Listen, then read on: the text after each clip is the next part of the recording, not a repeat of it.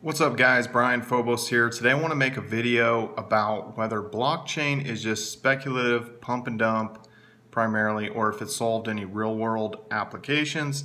And this is a question I get a lot, and usually during a down period in the pricing, a lot of people start to sober up on maybe the situation with blockchain or lose faith in it and start to kind of maybe see the holes in it or and not feel like it's the best thing ever. And I kind of use the hot chick scenario.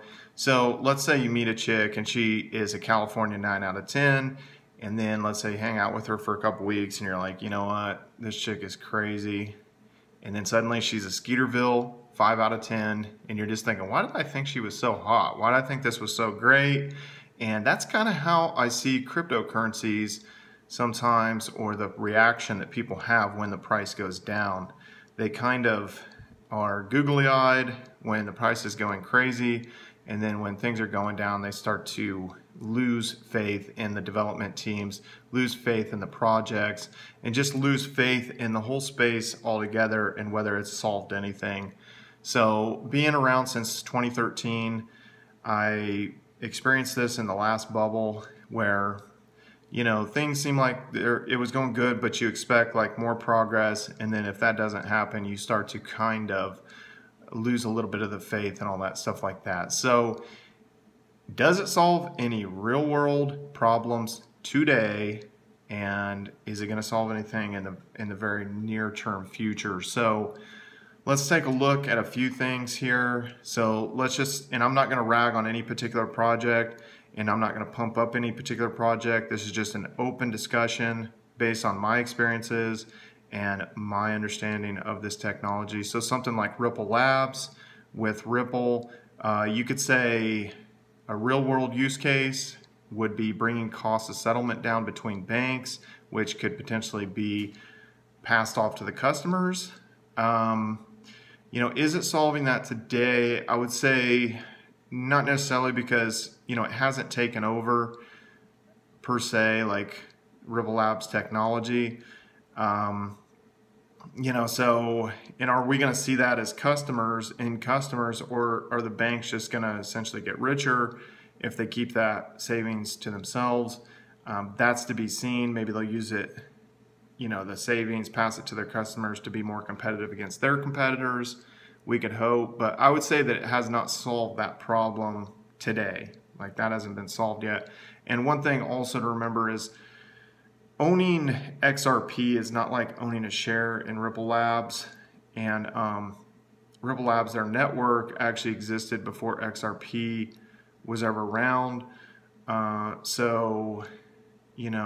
can settle in fiat and all that kind of stuff like that. So, but there has been a lot of demand, just driven, whether it's hype or whatever, to XRP. So it could end up being a good investment for capital appreciation. But again, that kind of falls back into the speculative investment scenario. So like if you move to Bitcoin, Litecoin, Monero, Digibyte, all the ones, some people say, well, it's just trying to replace a fiat currency. But it doesn't do that very well. I actually look at it a little bit different, because for the most part in the first world countries, let's say in North America, Western Europe, Australia, New Zealand, those kind of places, that our payment systems are pretty good and people are pretty satisfied with our payment systems. And so that seems relative stability to cryptocurrencies. And a lot of people don't have a problem with that, so it doesn't necessarily solve that problem. But then in countries that have a currency crisis, Venezuela, Zimbabwe, Argentina, those kind of places, it ends up being an exit strategy away from their fiat currencies to seek relative security so that they don't lose so much money in inflation. Also, you see this in Mexico. Compared to the US dollar, they want the US dollar because they don't want to hold their Mexican peso. There's too much inflation in relation to the US dollar, so they seek relative security. But in places like Venezuela, Zimbabwe, Argentina, they might flee the fiat currency to the cryptocurrency and seek shelter in it.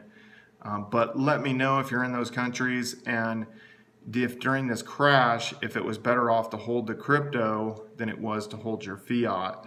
Again, I'm not really sure on the exact rates that they would have lost. or how it would have ultimately converted. So leave in the comments below if you're in those countries. Very curious to find that out.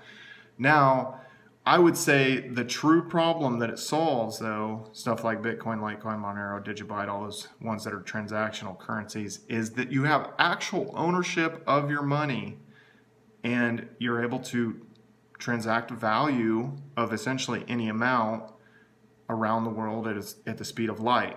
Now, you say, well, what do you mean actual ownership? If you have your money in the bank or it's in PayPal or it's in Zoom and that kind of stuff, they're custodians of your funds and stuff like that, and essentially it really isn't your money. Now, probably everything's going to go right, everything's going to be fine, but you don't retain true ownership of that. So it's true ownership and transfer of value in a digital format, because yes, I could have these stacks of like $10,000, and I could transact that to somebody in person, but I can't transact it at the speed of light to somebody in China like you can with cryptocurrencies. So I would say the biggest thing is transaction of value and true ownership of that. And if you want to send $5 million, you don't have some third-party oversight trying to say, hey, you can't do this international wire transfer of that much. What are you doing? Why are you sending this? Nobody's gonna,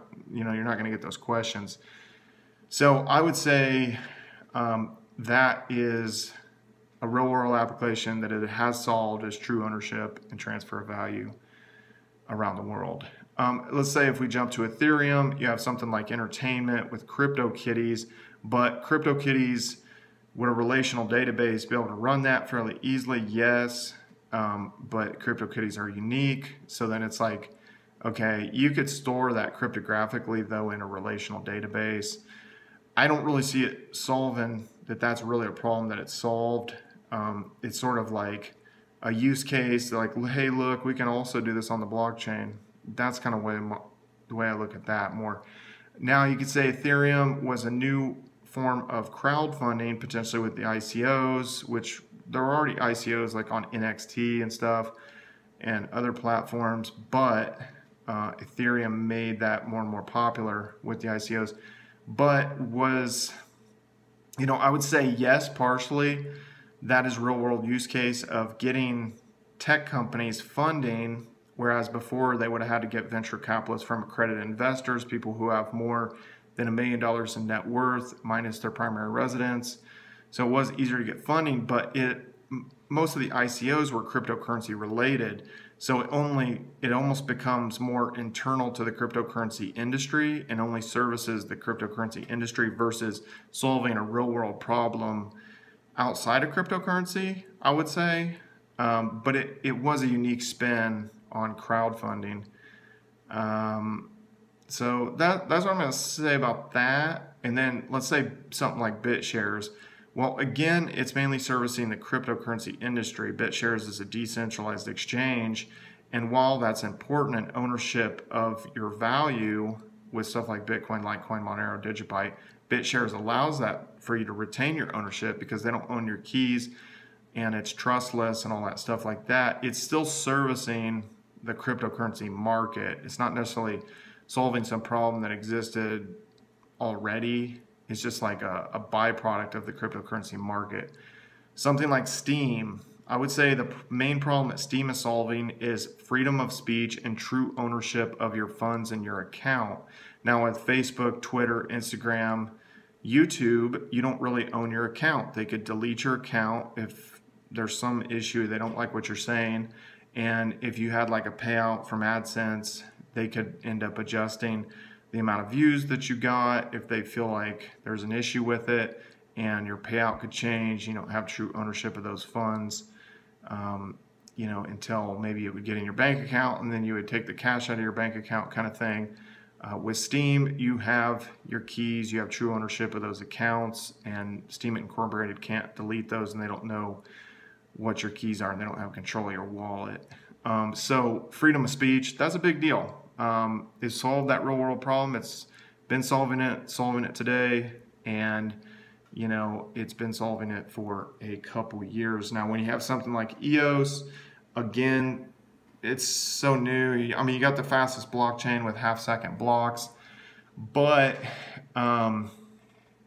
you know, a lot of stuff hadn't been built out on it. Entertainment, you could say like there's Space Invaders by EOS Authority, and so you could say that's entertainment, but you can just do that with a relational database. So that's not necessarily solving a new problem. Gambling, you could have fast payouts and there's no centralized server that somebody could shut down if they say like, well, gambling's not allowed in this jurisdiction. So you could say with the sports betting or like gambling, that kind of stuff, it could ultimately solve that, but it's not solving that today on the EOS blockchain at the given moment. Now, eventually there's going to be freedom of speech, just like we see on Steemit, because there's going to be, you know, social media platforms like Steemit on EOS eventually, but it doesn't exist today, so it hasn't solved that problem. You could say government and company transparency on the blockchain. There's a little bit of use cases or examples of this, like NXT. There was like a town in Switzerland that was putting a lot of their accounting related stuff on the blockchain, on the NXT blockchain. So there's transparency there that it could actually solve that, so that people can, you know, really do checks and balances and the public could maybe see that kind of thing. But I would say the biggest thing that crypto and blockchain solves is that you don't have the manipulation from third parties and you have the true ownership. So you don't have this intermediary who's trying to say, hey, you can't do that wire transfer, you can't transfer those funds. It's, you know, power to the people, and you have actual true ownership. So that's the biggest thing. But, you know, even in these transactional currencies, the amount that it's really being transacted outside of speculative investment, it really isn't that much. Like Zcash, for instance, in the last 24 hours, there's only been 1,019 transactions. That's not very much. Monero has only been transacted 4,027 times in 24 hours. And for as much as those are worth, there's not a lot of transactions happening. So most of it is speculative investment for the most part. And I would say crypto and blockchain in general, it might be 90% speculative investment and kind of a pump and dump scenario, or a, you know, pump and get washed out scenario. Obviously it can be very brutal and all that stuff. But yes, blockchain is solving real world use cases today. True ownership of funds, freedom of speech, and not having the manipulation from third parties, whether that's a company or a government entity, and that kind of stuff. Tell me your thoughts below, what you guys think about that. Still, you know, I've went through different levels of being excited and being depressed about crypto, as I'm sure you guys have.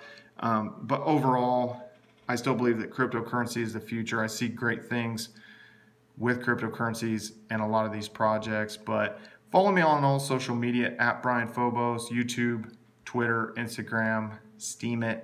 See you guys later.